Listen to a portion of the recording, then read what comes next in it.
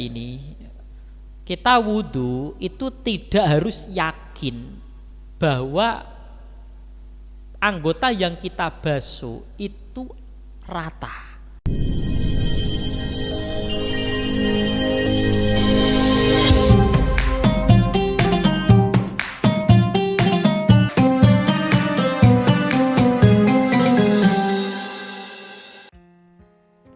Al-Fatihah. A'udzubillahi minasyaitonirrajim. Bismillahirrahmanirrahim. Alhamdulillahirabbil alamin. Ar-Rahmanirrahim. Maliki yaumiddin. Iyyaka na'budu wa iyyaka nasta'in. Ihdinas siratal mustaqim. Siratal ladzina an'amta 'alaihim ghairil maghdubi 'alaihim waladdallin. Amin. Bismillahirrahmanirrahim. Qala al-mu'allif rahimallahu wa nafa'ana bi wa bi ulumi fid dharain. Amin. Faslun fi furudil wudu'i. Ay hadza faslun. Hadza utawi iki faslun iku ana fasal suwiji. Fi furudil wudu'i ing dalam nerangaken pira-pira fardune wudu.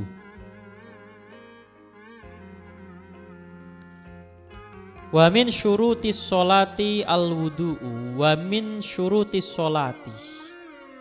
Lan iku setengah sangking piro-piro syarate sholat al wudu'u utawi wudu. Jadi termasuk sebagian dari syaratnya sholat, meskipun sholat ini sholat jenazah atau sujud tilawah atau sujud syukur, itu disyaratkan harus memiliki wudu. Wudu dengan terbaca wawu domanya. Jadi kalau wudu niku nggih domanya di napa wawune di doma niku seperti wudu yang biasa kalian lakukan. Nanti kalau huruf wawunya di fathah jadinya wadu. Kalau wadu niku sesuatu yang digunakan untuk wudu, berarti airnya. Jadi kalau wadu itu air yang digunakan untuk berwudu. Kalau wudu itu pekerjaannya. Kalian membasuh wajah sampai membasuh kaki itu wudu.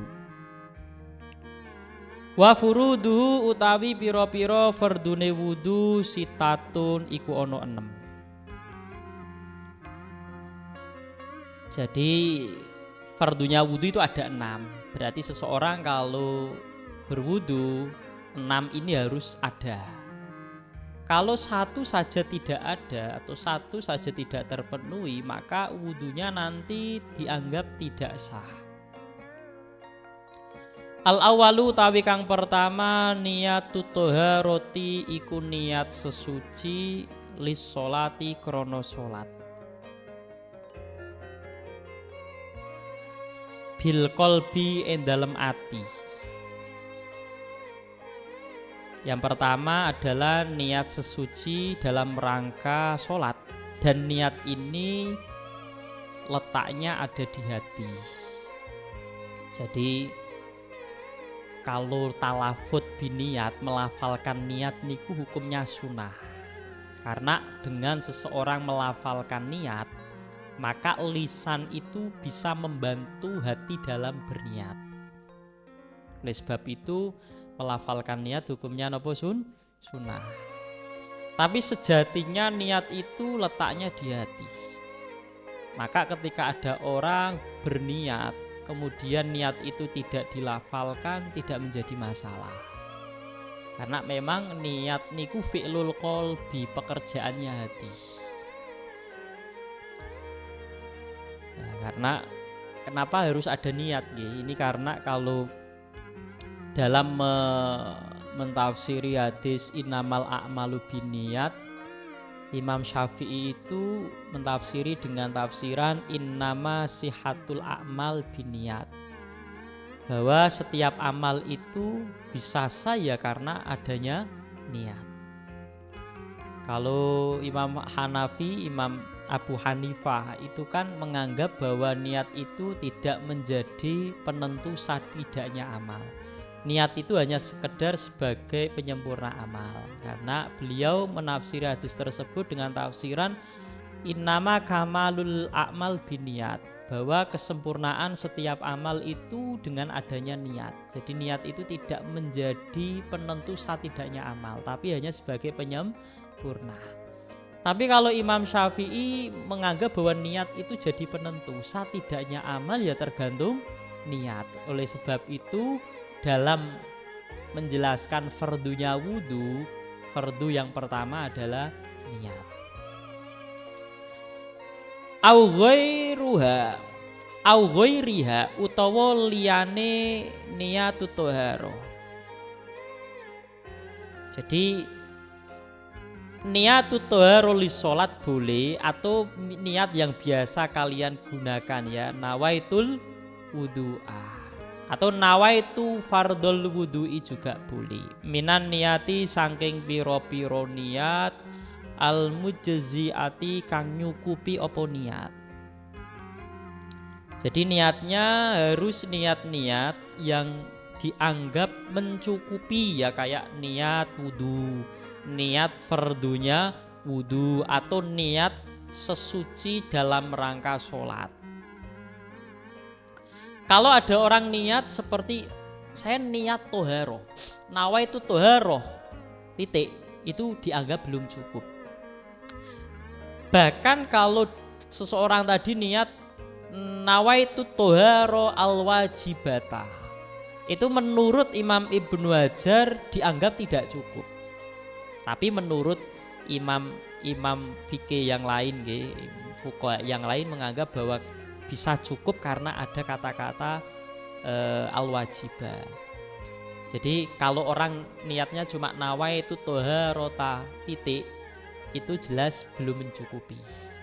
Tapi kalau nawaitu toharota al-wajibata, itu masih ada perkhilafan.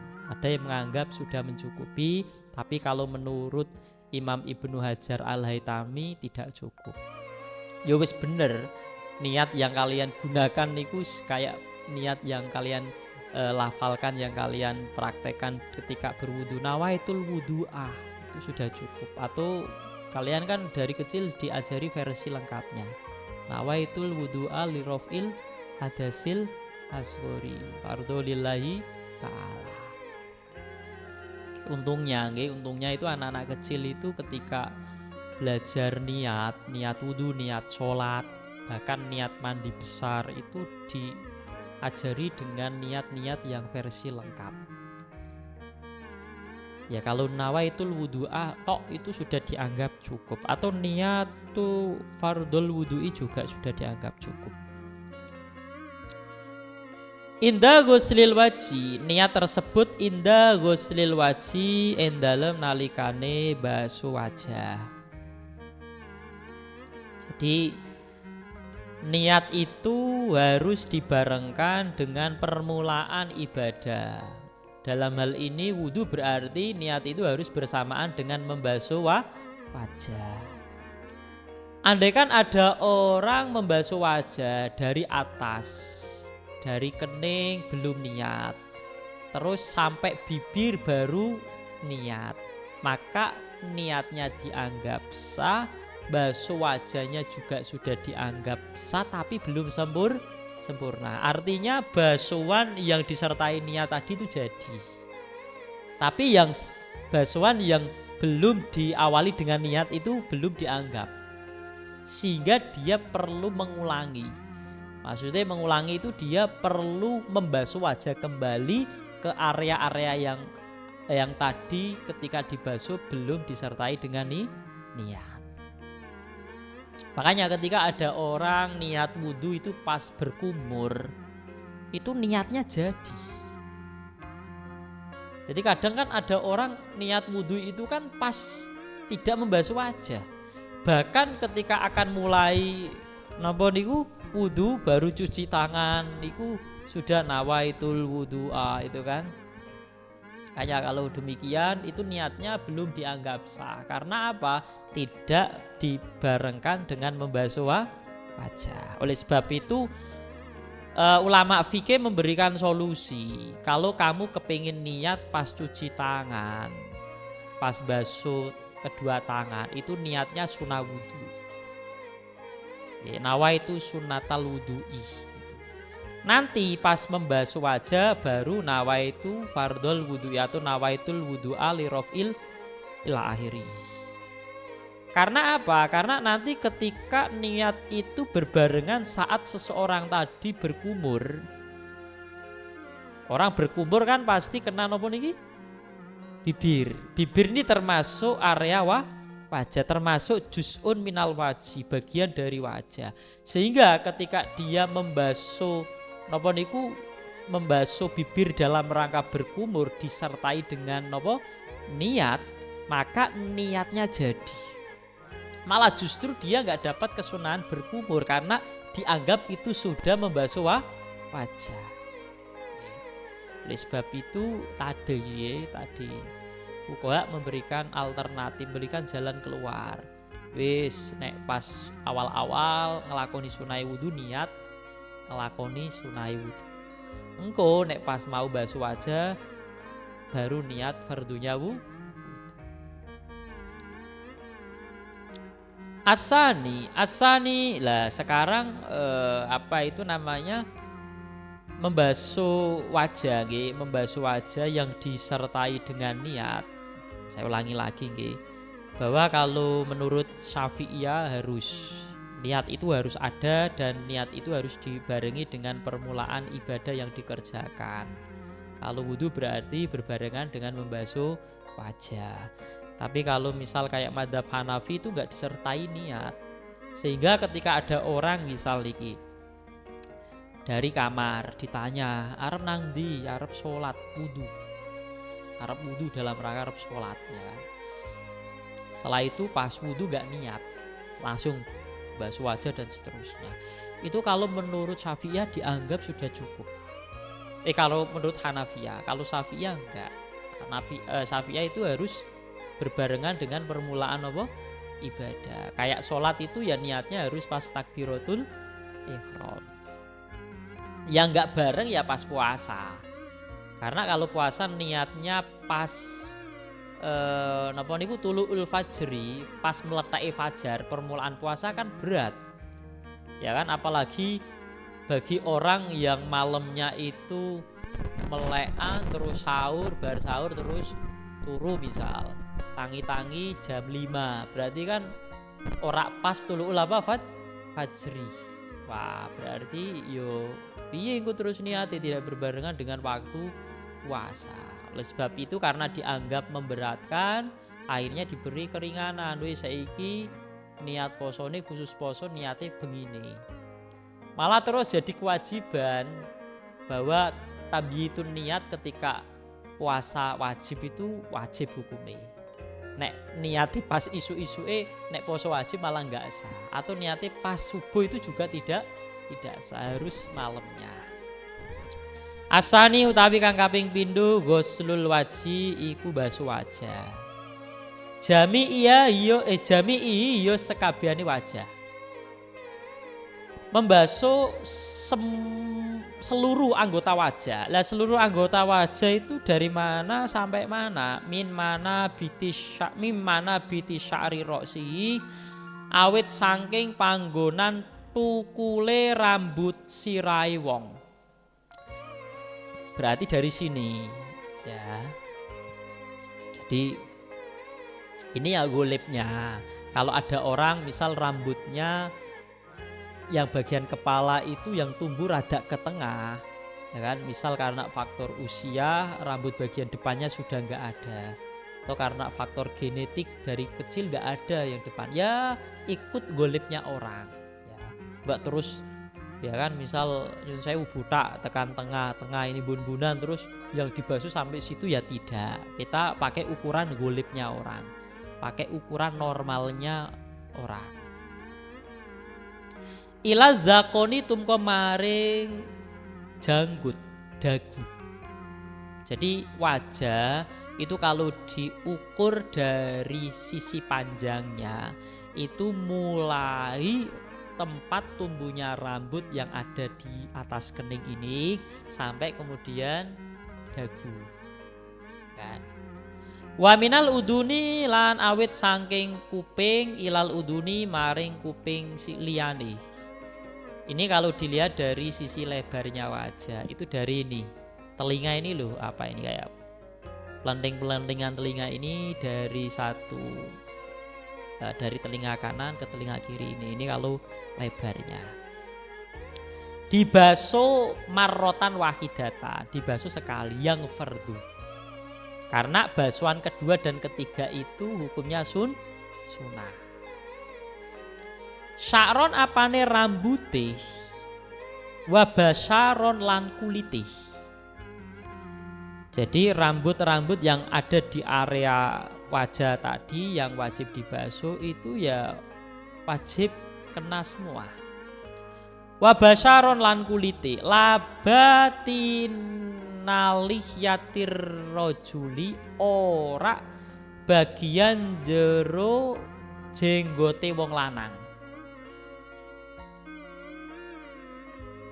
Wa aridohi lan godek lorone rojul. Godek itu ini loh, ati-ati yang ke bawah ini loh. Napa niku wong nek ngarani jambang ta apa nggih bahasa Indonesiane niku. Ida kasufat ing dalem nalikane ketel utawa kandel apa lihyah.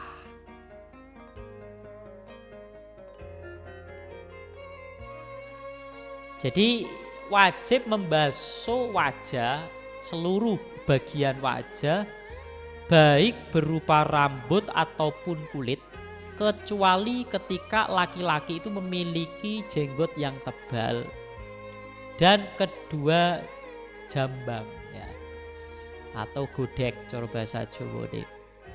Lah termasuk jenggot itu bisa dikategorikan tebal itu ketika ada orang ngobrol ya kan, terus orang yang diajak ngobrol mukhotobnya itu ketika melihat jenggotnya tidak bisa melihat bagian kulitnya yang ada di bawah jenggot, itu berarti termasuk kategori nopo tebal. Tapi nek pas didelok kok isih ketok kulit yang ada di sela-sela rambut jenggot, berarti jenggotnya termasuk jenggot yang tipis. Kalau termasuk jenggot yang tipis berarti wajib di sela-selane ngeten, biar air itu sampai ke kulitnya. Tapi kalau jenggotnya itu ketel, tidak wajib takhlilul lihyah. Nyela-nyelani jenggot kayak gini itu hukumnya sekedar sunnah. Kecuali kalau yang memiliki jenggot tebal itu perempuan, wajib kulitnya sampai. Kenapa dibedakan? Karena normalnya, adatnya perempuan itu gak jenggotan, sehingga ada kaidah an-nadiru kanul makdum, sesuatu yang langka itu dianggap seperti tidak ada. Jadi kan perempuan jenggotan kan langka, meskipun tebel dianggap kayak gak punya jenggot, berarti harus sela-sela kulit yang ada di sela-sela jenggot itu harus kena semua. Asalisu tawi kang kaping telu ghuslul yadaini iku basuh tangan loro. Ma'al milfaqo ini ing dalem sertane sikut loro. Jadi yang ketiga adalah membasuh kedua tangan mulai ujung jari sampai ke kedua siku. Berarti kalau orang punya kuku 1 meter misal, ono wong kukune didawake napa? Semeter. Berarti ya kuku itu wajib dibasuh semuanya. 1 meter itu wajib napa? Dibasuh karena termasuk anggota tangan. Wamalan perkara alaya kang tetep ing atase yadaini. Lah, kewajiban membasuh tangan itu termasuk sesuatu yang berada di tangan tersebut. Misal ono wong mulune kuwandel, bulu tangannya ini, ya wajib dibasuh semua. Misal ada orang kemudian di anggota tangannya ada uci-ucinya, uci-uci ya kayak pelenting-pelenting niku misal, itu juga wajib napa dibasuh. Lah basuhnya itu sampai siku. Siku itu termasuk. Makanya untuk memastikan bahwa siku itu ikut terbasuh, itu basuhnya jangan ngepres pas sikunya tapi ditambahi. Syukur-syukur sampai tengah-tengah niki lho antara siku dengan apa niki? Dengan pundak. Lah sakniki nek misal ana wong punya kelainan, sikune kuwi ning cedhake pundak misal. Jadi siku tangannya itu tidak berada pada tempatnya, posisinya itu di atas. Itu bagaimana? Kalau seperti ini dikira-kirakan seperti normalnya orang. Normalnya wong itu kira-kira sikune sampai ngendi. Itu dikira-kirakan ya, dikira-kirakan. Ora terus kudu wah sikune kan sampai pundak berarti harus dibasuh sampai nopo?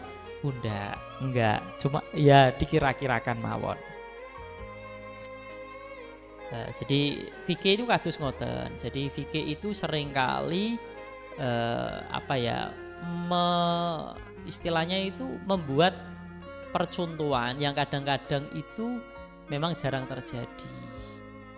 Ya, karena kita nggak tahu bahwa orang itu kadang-kala dalam kondisi itu tidak sama semua, sehingga fikih itu sering menjembatani itu dengan ada imajinasi yang tidak seperti biasanya. Misal kayak tadi nek sikute punjul munggah sampai pundak piye terus yo dikira-kirake wae yo koyo normalnya orang itu sikunya sampai seberapa.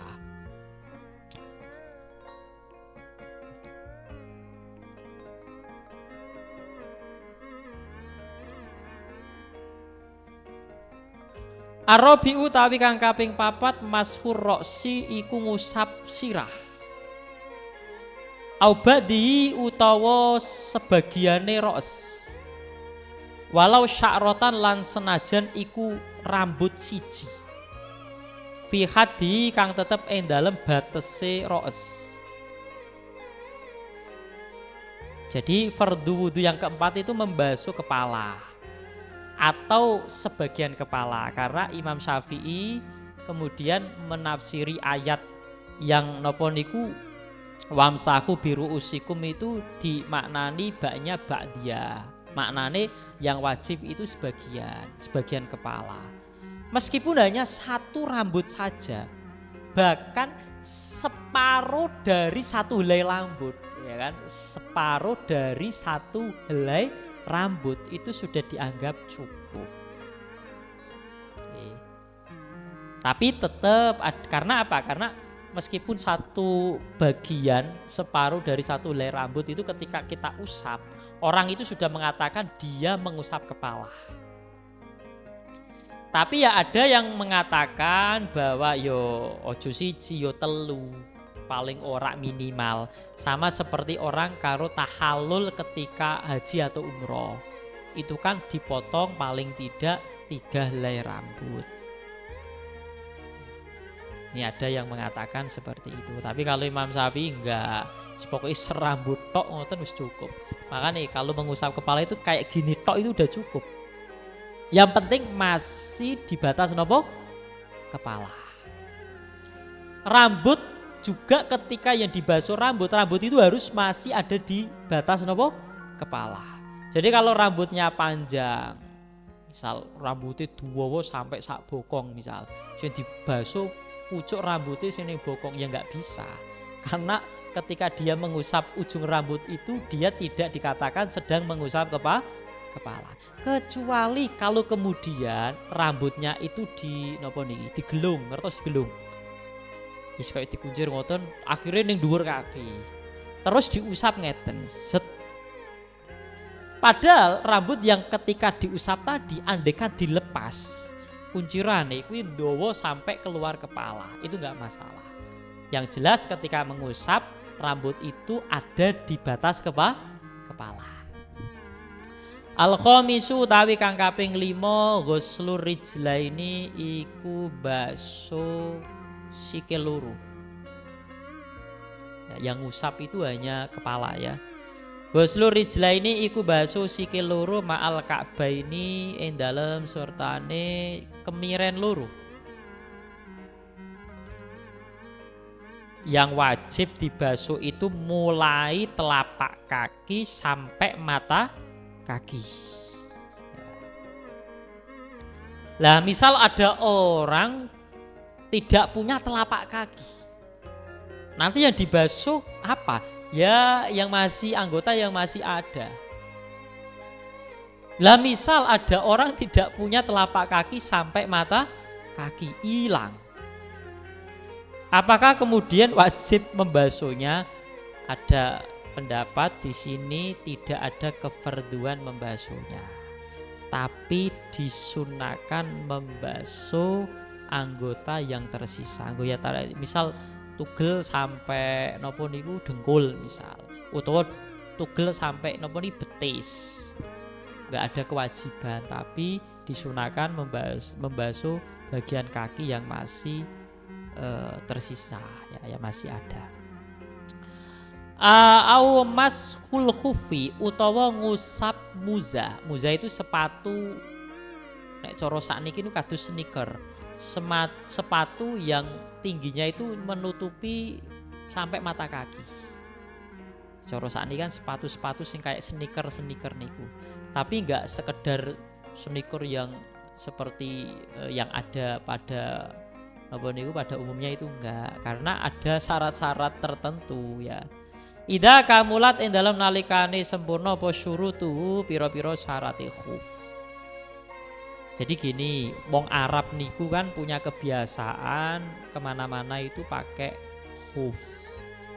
Kayak nopo niku sepatu tapi yo koyo kaos kaki. Enteng, makanya jenenge khuf, khofif enteng. Terus biasanya bahannya dari kulit karena tidak tembus air. Terus tingginya itu sampai menutupi anggota yang wajib dibasuh saat wudu, berarti harus menutupi mata kaki. Kalau nggak menutupi tidak dianggap khuf. Ya tidak memenuhi syarat juga. Terus syaratnya harus kuat dipakai kesana kesini, dipakai aktivitas sehari-hari harus kuat. Lah itu kalau misal tiap wudu mengharuskan dia nyopot nopo khuf, itu kan dianggap ada masyakoh, ada sesuatu yang memberatkan, merepotkan. Akhirnya syariat memberikan keringanan.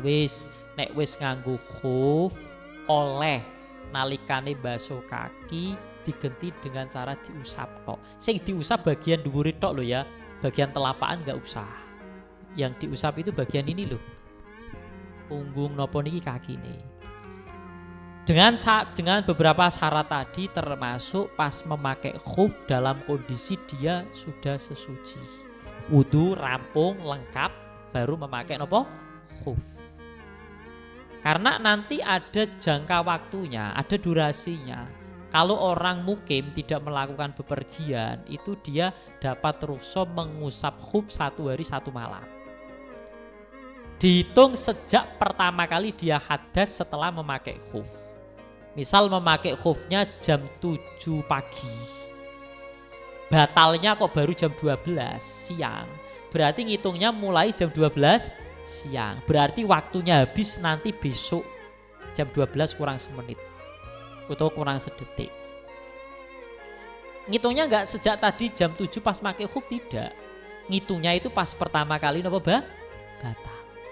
Nalikane batal, oh itu berarti mulai dihitung. Lah nanti kalau orang musafir bepergian itu masa mengusapnya itu 3 hari 3 malam. Ini sebagai bentuk keringanan nggih, ben ora nyopot-nyopot. Nek nyopot-nyopot niku nggih repot nggih. Asadisu tawi kang kaping 6 at-tartibu iku tertib. Urut, wudu itu harus urut dari awal hingga akhir tadi. Ya kada yo koyok mengkene cara. Cara yang memang dicontohkan oleh Kanjeng Nabi Muhammad Sallallahu Alaihi Wasallam, karena praktek wudu dari niat yang dibarengkan dengan membasuh wajah, terus basuh wajah, kemudian basuh kedua tangan sampai kedua siku, mengusap kepala, membasuh kedua kaki sampai mata kaki, beserta dengan kesunahan-kesunahan yang telah kita ketahui. Itu memang cara wudhu yang maksur dari Kanjeng Nabi. Dari Kanjeng Nabi terus diajarkan ke sahabat kemudian ke tabiin, terus menerus sampai kemudian ke ulama, ke guru-guru kita, sampai ke kita. Makanya cara wudhu kita, cara sholat kita itu kita sampai Kanjeng Nabi mutawatir. Sudah nggak perlu ditanyakan, wudhu kita itu prakteknya, fardu-fardunya, sunah-sunahnya itu sama nggak dengan yang dulu dicontohkan Kanjeng Nabi? Sama. Oke. Jadi ini napa niku wulangan wudhu yang kita dapat dari guru-guru kita itu ya sama dengan yang dulu dicontohkan Kanjeng Nabi Muhammad Shallallahu Alaihi Wasallam. Harus urut, nggak boleh tidak. Karena Kanjeng Nabi pernah ngendikan ibda bima bada Allahu bihi. Pokoknya terkait ibadah-ibadah itu harus sesuai dengan urutan yang Allah itu sudah menjelaskan urutannya. Kemudian dicontohkan oleh Kanjeng Nabi Muhammad Shallallahu Alaihi Wasallam. Kemudian yang penting juga ini, kita wudhu itu tidak harus yakin bahwa anggota yang kita basuh itu rata. Jadi ratanya itu sampai yakin 100% itu enggak harus. Yang penting gola batu don, kita punya prasangka kuat bahwa wudhu yang kita lakukan itu sudah rata. Paham ya? Tidak harus nopo ya? Yakin. Kalau yakin kan kalian kan harus ini yakin 100%. Semua anggota kena semua. Enggak. Dalam hal ini tidak harus yakin. Tapi gola batu don, kita punya prasangka besar bahwa sudah rata, itu sudah cukup. Termasuk ketika kita mandi junub. Jadi mandi junub itu enggak terus apakah kemudian di sela-sela rambut ini kena semua, telinga ini dicek satu persatu mendetail, enggak harus. Yang penting prasangka, kita punya prasangka kuat wala batu don bahwa sudah rata itu dianggap sudah cukup. Enggak harus yakin ya, enggak harus yakin. Cukup napa wau wala batu don. Wala batu don itu punya prasangka kuat. Kalau itu sudah nopo, sudah rata. Karena memang kalau yakin itu kan persentasenya 100%. Kalau orang ragu itu 50-50. 50%, 50%. Kalau don itu posisinya antara yakin, di bawahnya yakin sama di atasnya don. Berarti ya kurang lebih 51% sampai 99% itu don. Lah gola batu don ya paling enggak ya kita punya prasangka ya sampai ya 90% lah, itu kita punya napa niku, punya prasangka kuat sudah rata. Lah nanti kalau di bawahnya syak, di bawahnya ragu-ragu itu baru wahmi. Wahmi itu prasangka yang keliru. Jadi ada yakin, terus napa don, terus syak. Syak itu ragu-ragu. Setelah itu wahbun wahmi. Faslun fi nawaqidil wudu'i wallahu a'lam bishawab.